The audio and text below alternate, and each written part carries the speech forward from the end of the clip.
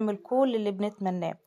هتعملي ايه النهارده يا ام حوده؟ هعمل بقى ايه؟ هشيل البلاستيكه اللي هي في الارض لانها حسيت اللي اتهرت خالص.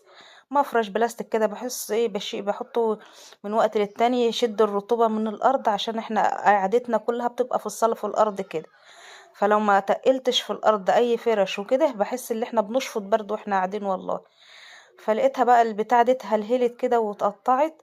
قلت نشيلها بقى ايه ونعمل روتين مع بعض كده خفيف وظريف مع اخواتي العسل والواد احمد كده يساعدنا. قال لي بتعملي ايه يا ماما؟ ده انت تعبانه وبتكحي.